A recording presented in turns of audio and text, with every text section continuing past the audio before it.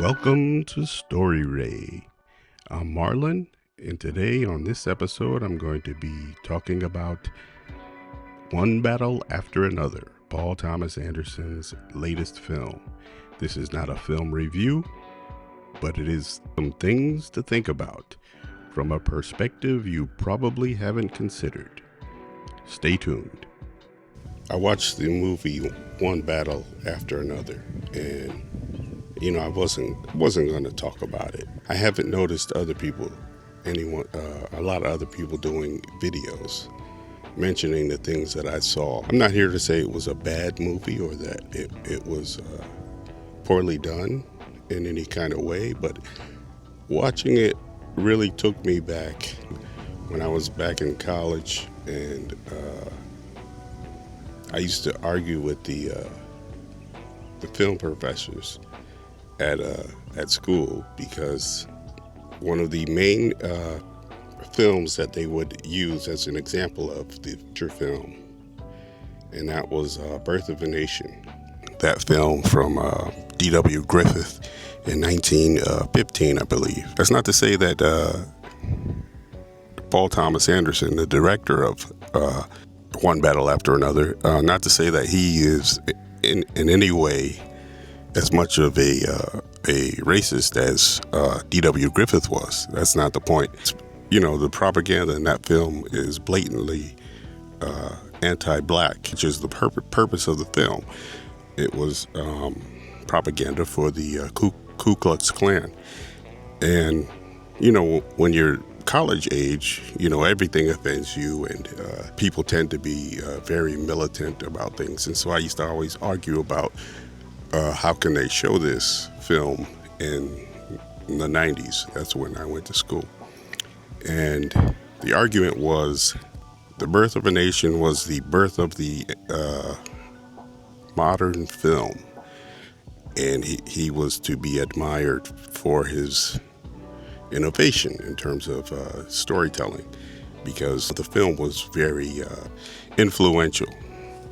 Influential is basically an understatement. I mean, that film had terrible damaging effects on the psyche of many, many people. But it also highlights the power of cinema, and that was heralded as the first quote unquote feature film. But I took another film class in the African American Studies program. And it was a film on black cinema, history of black film.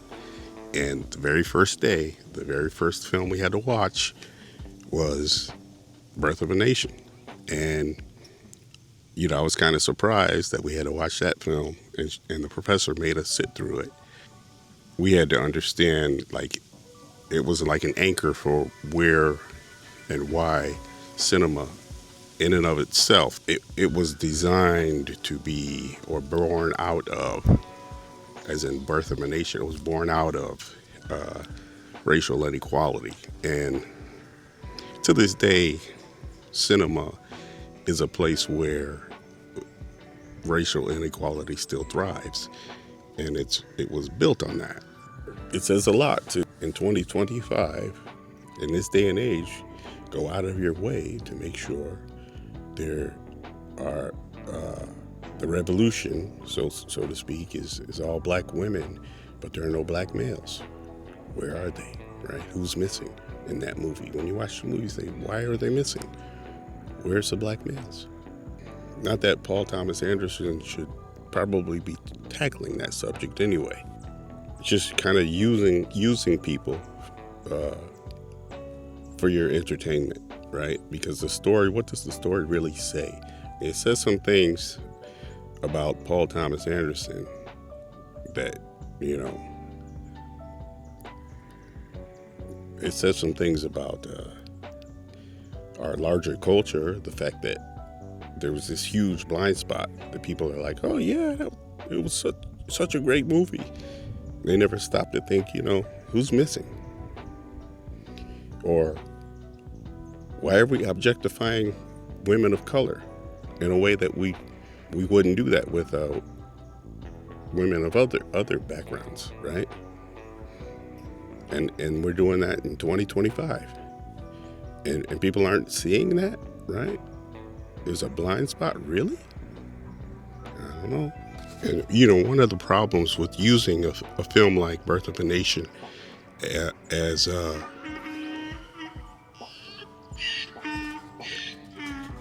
somebody's upset about it too, like I am.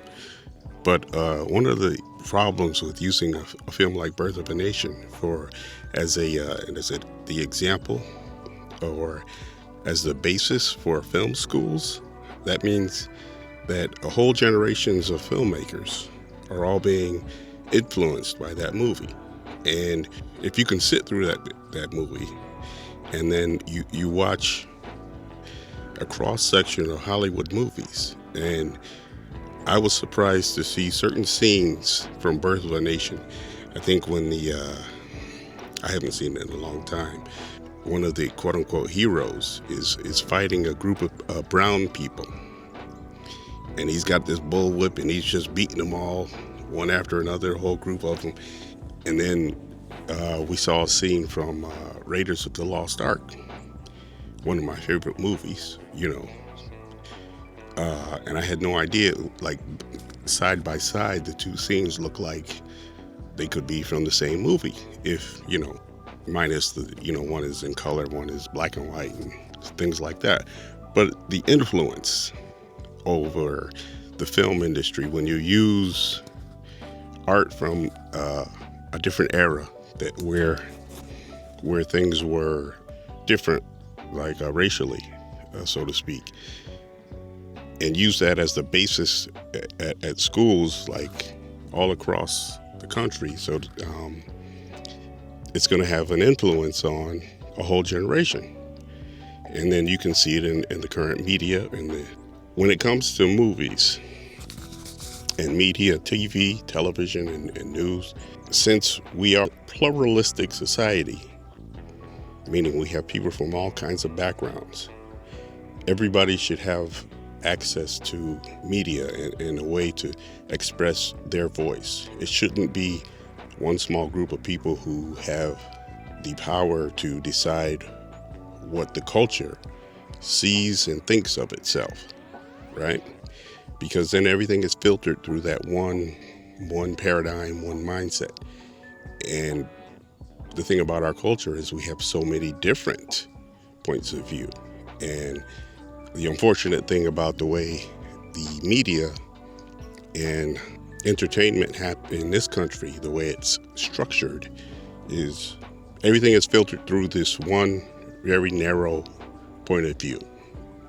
That's not to say that people of other backgrounds are not allowed to express their voices, but even then, it's filtered through a certain perspective.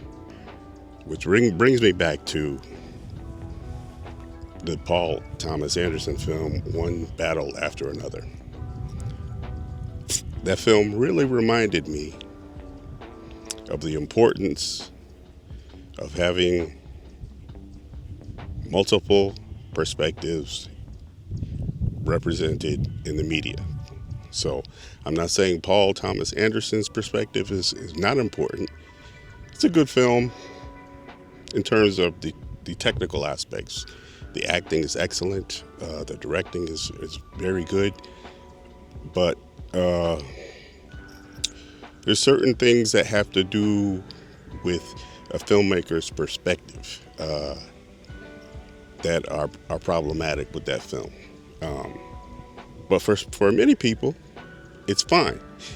So I'm not saying that film shouldn't have been made or those types of films shouldn't exist. I'm saying in addition to that, we need other perspectives, because for so long, since the beginning of Hollywood and movies in this country, one perspective has been the only one that we mostly see. Now, here and there, there's going to be exceptions. We get other people that break through and get their voices out there. In 2025, to see a movie like One Battle After Another, it's such a narrow perspective. Now, if that movie came out 20 years ago, 40, 50, maybe in the 80s, it might be more deserving of this talk that's going around. It barely got out there, and they're already talking about awards and whether or not this is the front runner for an Oscar. And I'm like, whoa, whoa, whoa, whoa, whoa.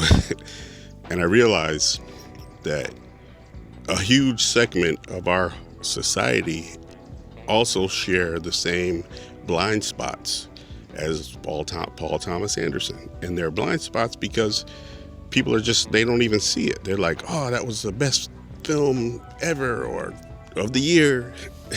And it's like, there were some aspects of it that were very, very problematic. And they don't even see it. It never even registered. It's not because they're bad people. It's just we're not exposed enough to alternate perspectives. So when someone like Paul Thomas Anderson puts out a movie, people get used to that one perspective, that one point of view becomes quote unquote the norm.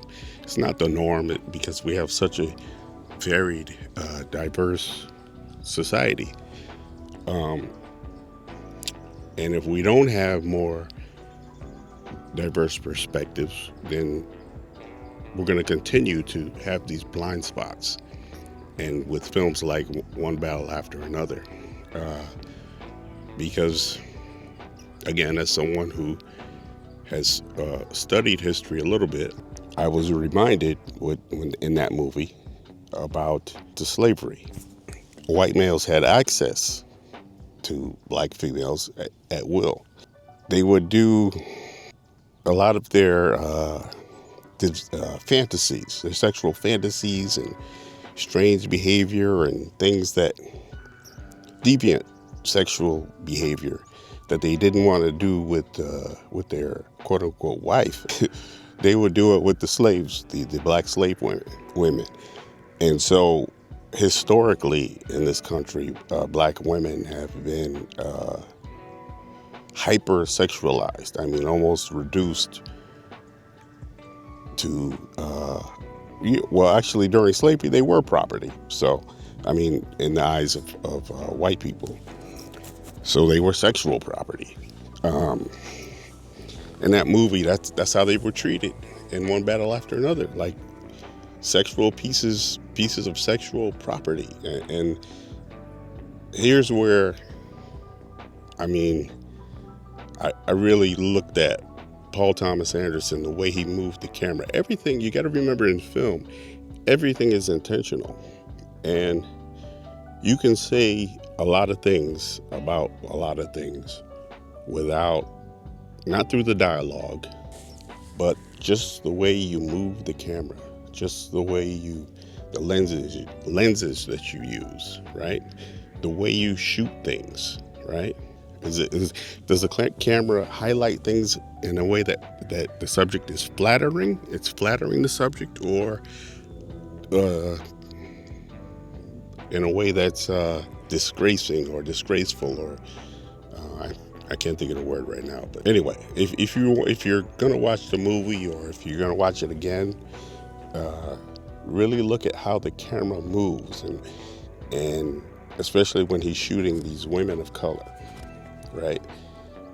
He shoots them not like they're people, but like they're objects. Watch how the camera moves, and certain, the way it. I'm not talking about just the body parts and stuff. I mean, that's just something that people like to look at. But the camera speaks. Like this is a person, or this is an object. It's degrading. That's the word I was looking for before.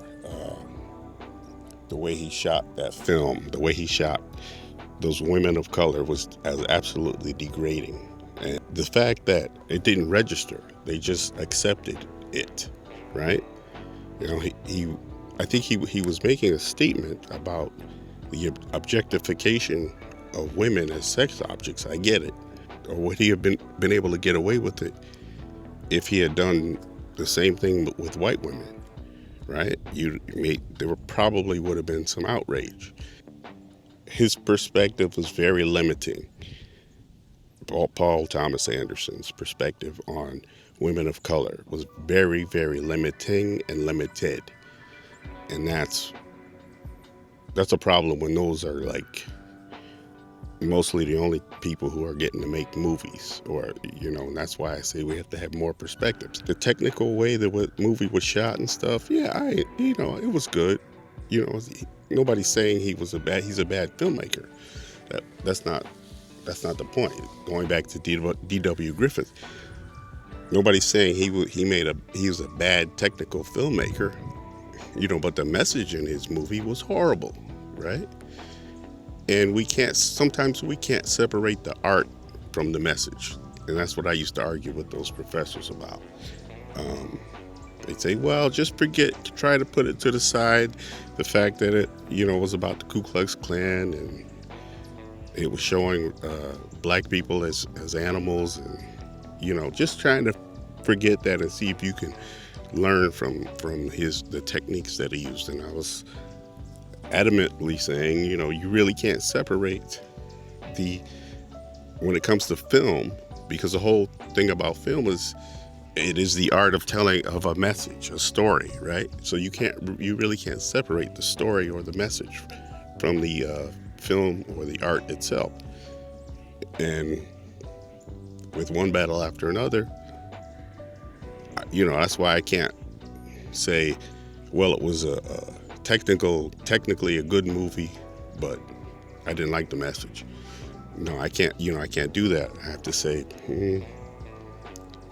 he needs to broaden his perspective, in my opinion. That's just my opinion, because it felt like a film told from a perspective of someone from maybe 40 years ago, at maybe further back than that. I don't know whether he thought he was being complimentary toward black women or women of color by including them in his movie.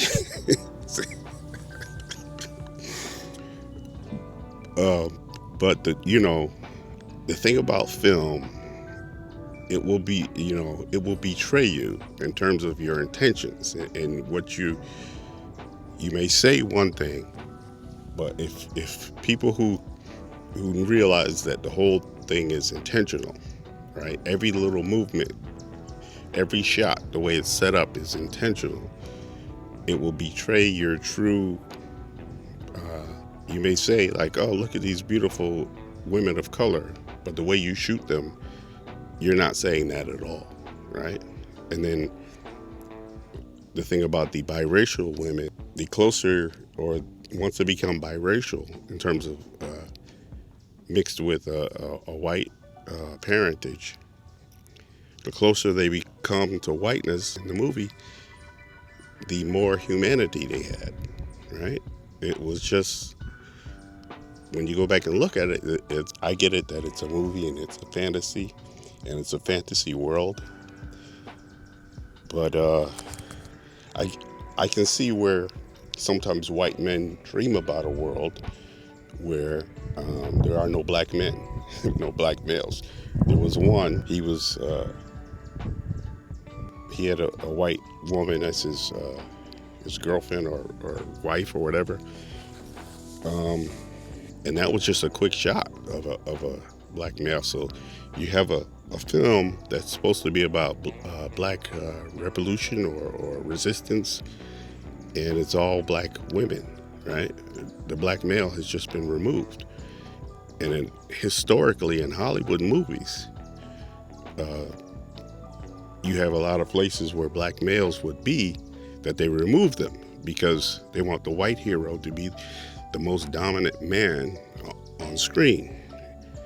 And the easiest way to do that is make sure that there are no black men anywhere. It's like a white male fantasy. Hey, everybody can have their dream. I'm not knocking that. It was the type of thing that I noticed, and a lot of other people noticed who are, from my perspective, my background, similar background, that all these people who were just like, oh, this is the greatest movie, it's an awards winner, and it probably never crossed those people's mind. removed black men from the whole country. But how can you have black women and there's no black men in the space? I mean, that's like, it's a fantasy world. I get it, but what else is that trying to say, right? Best movie, I don't know, things like that, you know. I get it. It's Paul Thomas Anderson's own perspective, right? I get it. It's dangerous because they think that these movies don't influence them. Just like Birth of a Nation, people think, oh, it came out 100 years ago. It doesn't have any influence today. Oh, no. If you watch it and then you watch a cross-section of movies from each decade, and Hollywood movies from each decade, you're going to see influences from Birth of a Nation, that movie, which today people say, oh, that was terrible. And, you know, when Paul Thomas Anderson makes a movie called One Battle After Another, and removes all the black males, and the white people come out of the theater, oh my God, it was the greatest thing ever. It's the best movie of the year. You know, what's going on there, right? Something in the subconscious that people maybe they're conscious of it, but they don't give a shit. But something in the subconscious, right? Something, you know. Anyway. So back to my point on slavery. Back during those times when white men wanted to do something that was debaucherous or sexually objectifying or degrading to women, he went and did it to black women to keep his white woman more quote-unquote pristine, right? And now here we are in 2025, and Paul Thomas Anderson wants to make a movie about objectifying women sexually in a really degrading manner. And rather than have white women in that role in the movie, he goes directly to black women, and almost exclusively, right? And I heard that the book that this story was based on, the women were not black. Paul Thomas Anderson went out of his way to make them women of color because he wanted to use them in the same way that white men in the past, back during slavery, would just use black women as property, their own sexual property. The echo is too strong for 2025, right? I think that there should be some more progress. In the same manner that Birth of a Nation was heralded as this technical masterpiece, we have to give Paul Thomas Anderson credit that, you know, this film, One Battle After Another, it is pretty technically sound. It is an excellent film in that regard. But again, my old self is rejecting the message of the art, and I'm rejecting the art as a whole because of that message. The same way I did with Birth of a Nation in my younger days. Like, share, and subscribe. See you in the next one.